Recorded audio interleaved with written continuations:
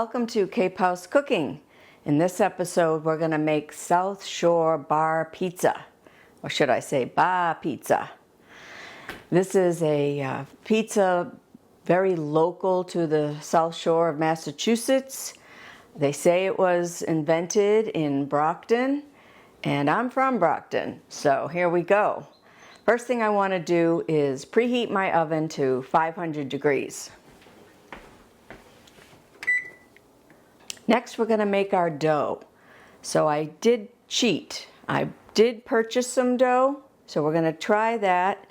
But I'm also going to make my dough just so you see how to make it. So let's make the dough. First, we should talk a little bit about yeast.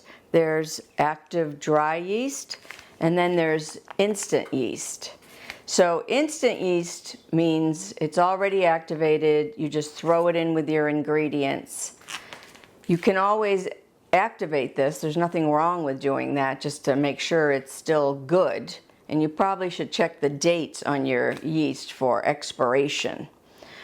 And then the active dry yeast does need to be activated. So you'd have to mix it with warm water, a little bit of sugar, and just wait for it to foam up. So we're going to do that. So I'm going to get a cup of warm water. And what I like to do is just test it against my wrist to feel if it's the right temperature. Too hot and you'll kill the yeast. Too cold and it won't activate it. All right, and we're going to add our sugar. Maybe 1.5 teaspoons of sugar in there. And we're going to add our yeast.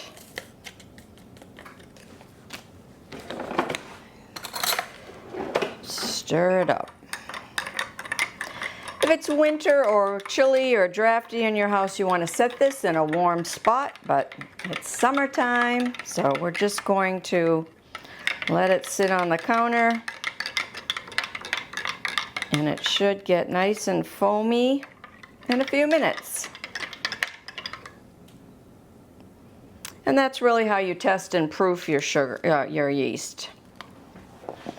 So there's 4 parts. We need the dough, we need the sauce, we need the cheese, and we need, if you want it, some toppings, whatever topping suits you. Today I think we're going to do a cheese and then a mushroom.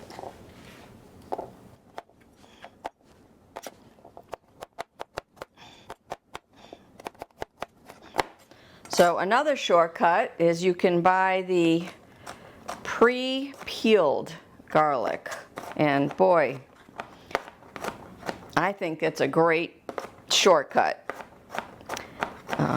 It's much better than, say, granulated dry garlic, which has its place, there's no doubt about that.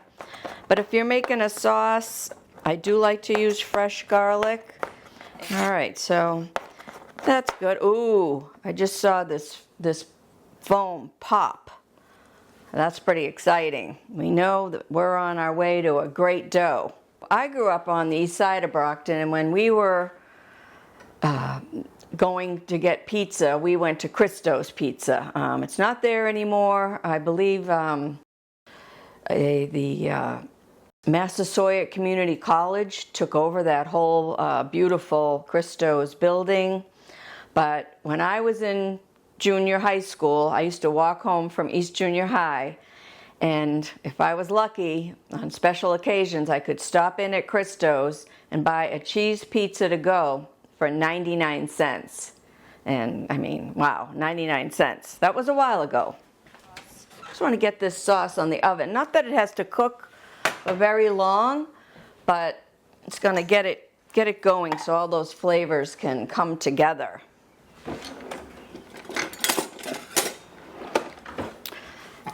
This is how I make my sauce. This is also another Massachusetts company. Not sure where in Massachusetts they're made. Canton, Massachusetts. So I love Pastine kitchen ready tomatoes. They just are my go-to anytime I have to make a sauce of any kind for pizza or red sauce for pasta. This is the one I choose. Okay, I'm going to get this going.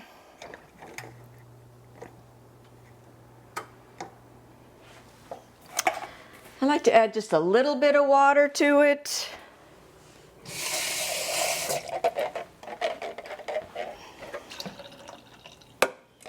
There we go. I'm going to add a tablespoon of sugar. I just like my sauce a little bit sweet. You don't have to add that if you don't want. If you're watching your sugar, don't have to do it. But I just like that little bit of a sweet taste. And then I'm going to do a teaspoon of salt. There we go.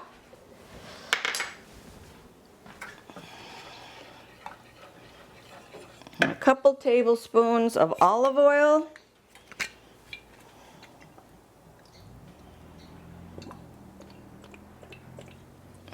Okay. All right, and the only other thing I need in there is some Italian seasoning. Just like a couple of pinches. I just kind of rub it in my fingers just to wake it up a little bit, get those flavors going. Now I'll throw in my garlic. Boy, it smells good already. Once this heats up and everything melds together, it's going to be fantastic. So we're going to weigh the flour. It's the best way to deal with flour because it gets packed down. So when you just try to measure it with a cup, you don't really get the most accurate measurement. We're gonna weigh the flour right out into our mixing bowl for our stand mixer. So we just tear that off so it hits 0. And then we want 450 grams. So I switched to grams on my scale. And these scales are pretty inexpensive. You can pick one up, Target or Amazon or wherever. But boy, they make cooking a lot easier and a lot more accurate. Unfortunately, baking is very precise. It's really like chemistry. So if you wonder, like, why didn't that come out right? It's probably measurements.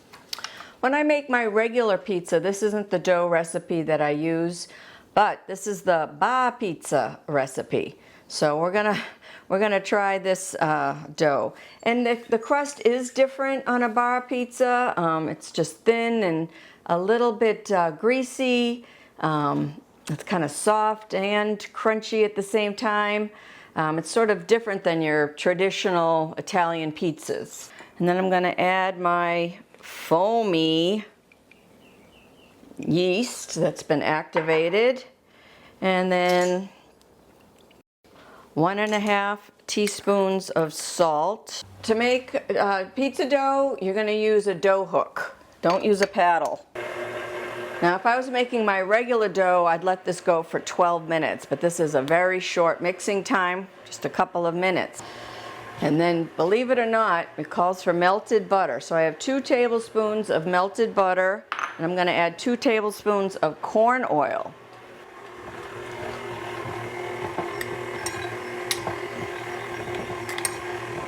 There's the corn oil and the melted butter. So it's coming together and that ball is forming. So this is a very quick, oh, it looks like my sauce has started to simmer. And we'll take that off. Very quick sauce. We don't need a lot of time on that. Oh, look at that ball forming. That really did come together nice. Look how nice that is. Beautiful, just perfect. So when you get a dough and you want to make a ball, you just sort of put it in your hand and tuck all the loose parts underneath. And that makes a nice ball right there. Beautiful. Okay, so this dough is the cheating dough, the dough I got from the grocery store. I've been trying to warm it up and soften it up. And that's pretty nice. See that? Beautiful. All right, now this one says it has to proof in a bowl on the counter for 6 hours. So we'll have to come back to this one later and see how it goes. And for the pans we're going to use, I'll show them to you.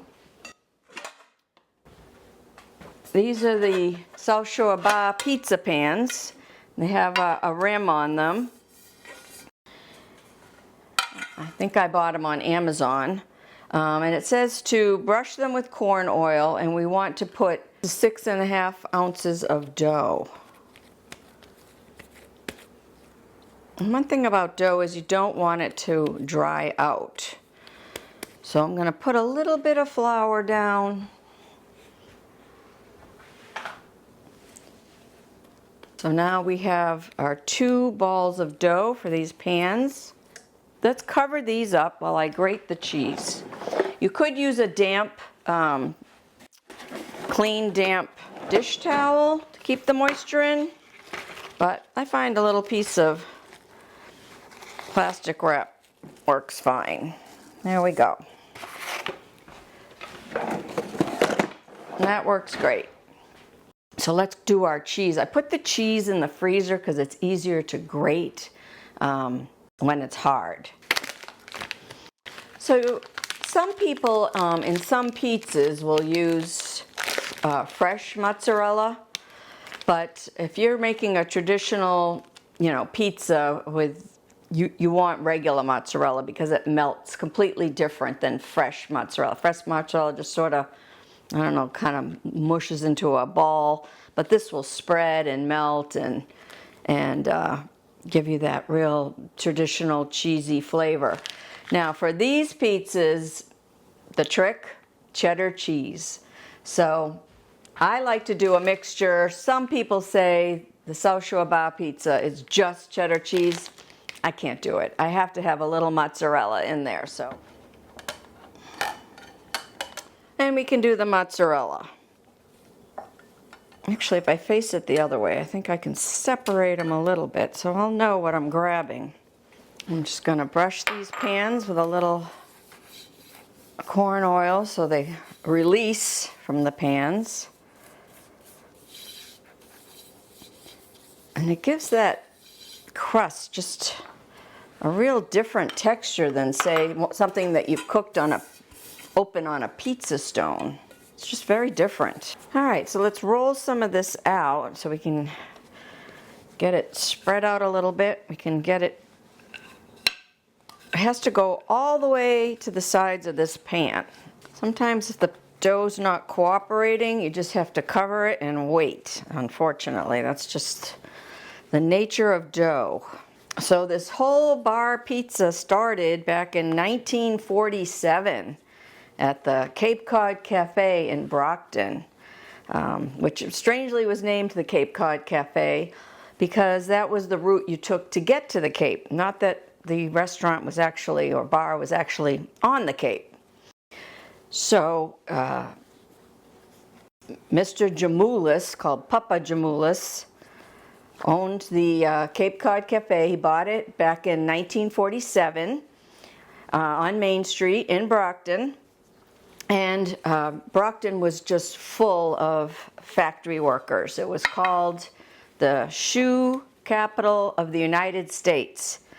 And around the turn of the century, it had almost 100 shoe factories in Brockton. So it was a lot of factory workers, and there were other industries, of course, too, than shoes, but shoes were the big one. And he was trying to figure out, factory workers would come in after work and, be hungry and want a beer after a hard day or cocktail, and he would try to figure out, what can I feed them easily in, my bar. And he came up with this bar pizza. It was small, inexpensive. Speaking of inexpensive, when I was in junior high, I went to East Junior High in Brockton. On occasion, it's very special, I would be so excited, I would have enough money to stop into Christo's restaurant on Crescent Street and get a cheese bar pizza to go for 99 cents. And that was a real treat, and they're my favorite. That's the pizza I grew up on. That's how I measure all bar pizzas. And it was fantastic. So we're getting this to the edges. Give it another little bit to get it up there. I'm trying to get a little lip on it too. So it's coming along. This is a very different dough than how I would make my traditional pizza cooked on a pizza stone. So anyway, the last shoe factory in Brockton, FootJoy, closed in 2006. And I remember growing up, my dad, who thought he was a snazzy dresser, liked a little bit of style, he would go over to the shoe factory outlets and buy these shoes. We all kind of teased him about them because they were so snazzy. One pair I remember was a pair of like dusty lime green shoes, and then he had a pair of blue suede shoes, and he thought that was just, you know, fabulous. He loved that idea. So we had a lot of fun.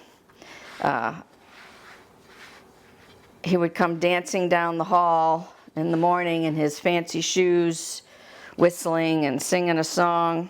He was a very happy guy. And then I want to poke some holes, otherwise it's going to get big bubbles. Just take a fork. And then we're going to put sauce. You know, like in a traditional pizza, you'd kind of leave like a ½ inch or inch, depending, some of them quite a bit, of part that's just dough and no sauce or cheese on it. Not this time. No, we're taking this all the way to the edge.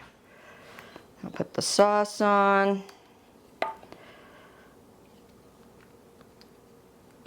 Look at that beautiful sauce. Got some chunks of garlic.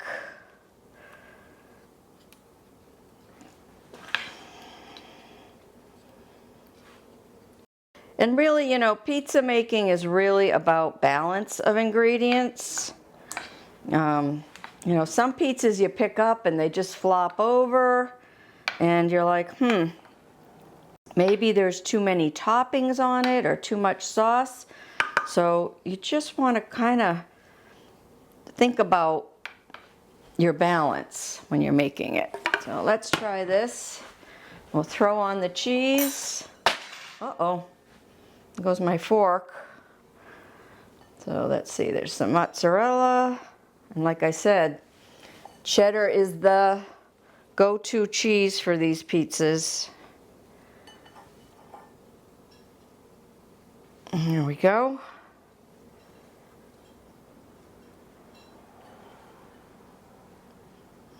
My husband always likes extra cheese. And we'll stick it in and see how it goes. Probably 15 minutes. I don't like to use too much flour when I'm rolling it out because I don't want to dry it out too much.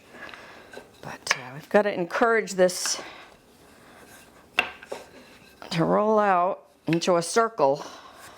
Don't you just think it's funny that the South Shore has its own style of pizza? I mean, really different than, you know, traditional Italian style of pizza. But if you'd like to get some South Shore bar pizza without having to make it yourself, there's lots of places on the South Shore. Some of the more famous ones locally, Trading Post Lounge in Bourne, and Paul's Pizza in Falmouth, and of course Charlie's Place, he's from Brockton, over on Wareham. And then there's the famous, very popular Linwood Cafe in Raynham. Poopsie's, named after, it's a weird name for a restaurant, but it was named after the owner's wife, who he called whoopsie. So, and that's in Pembroke.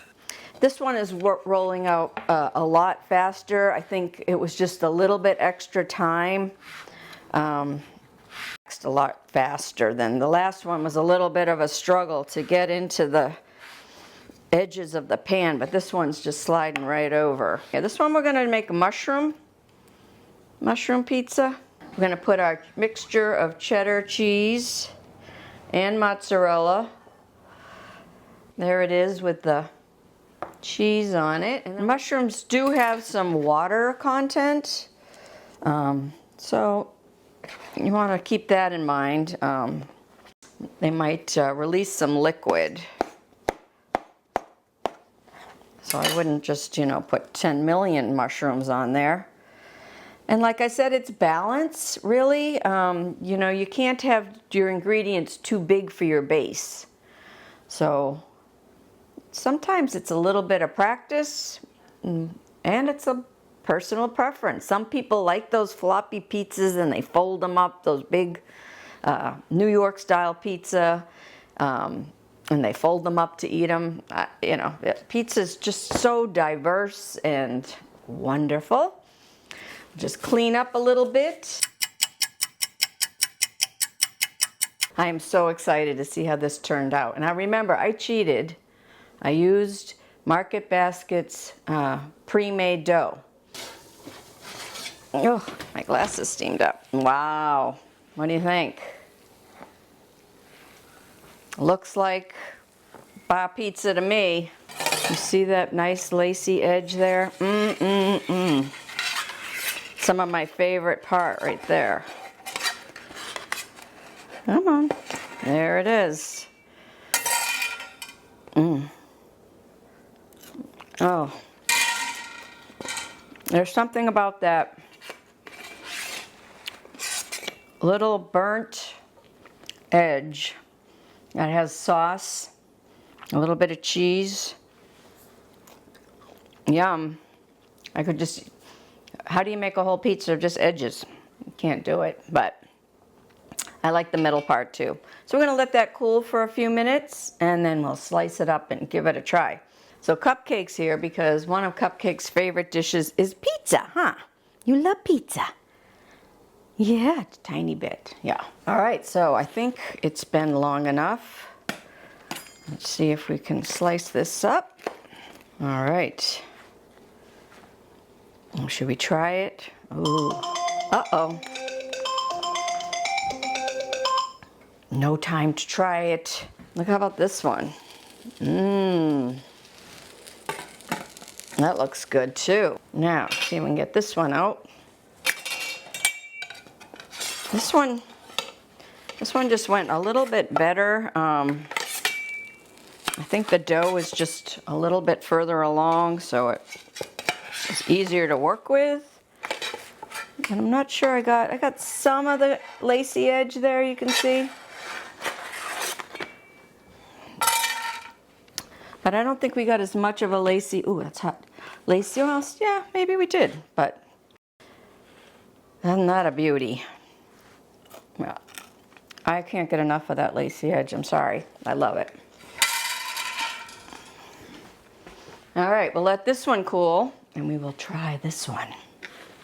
That beautiful mushroom. Okay, here we go. This is the test.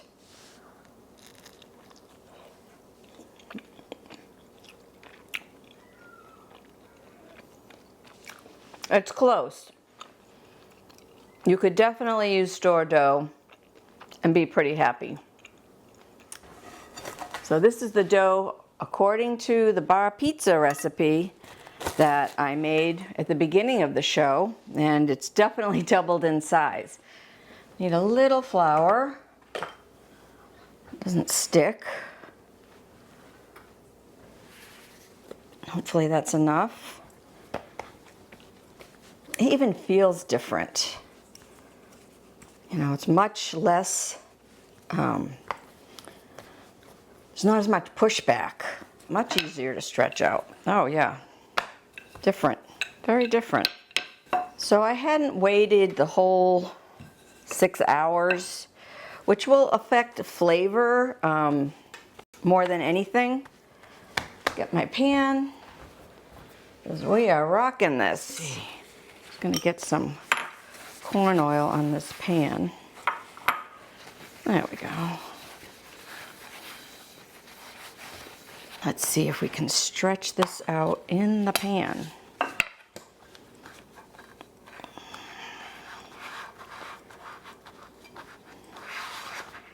All right, that looks pretty good.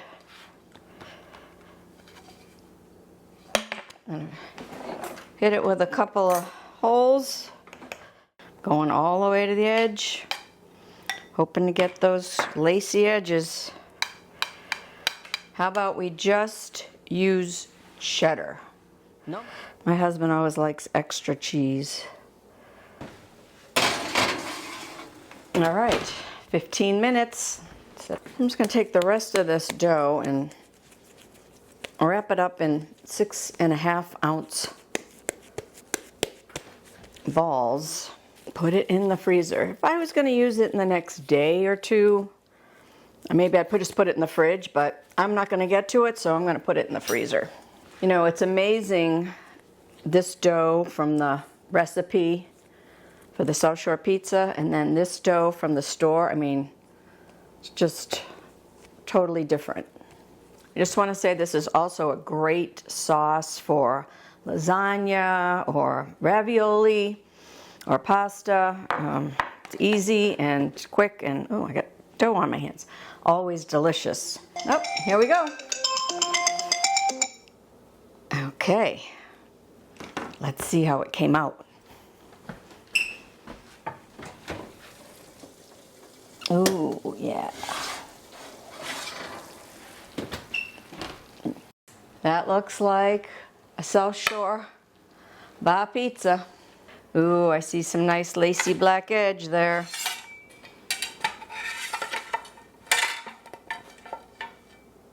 There we go. So there it is. This is the one with the bar pizza recipe. And looks good. Okay. Tastes the same, but texturally different. Well, thanks so much for watching this bar pizza, South Shore bar pizza episode of Cape House Cooking, and enjoy.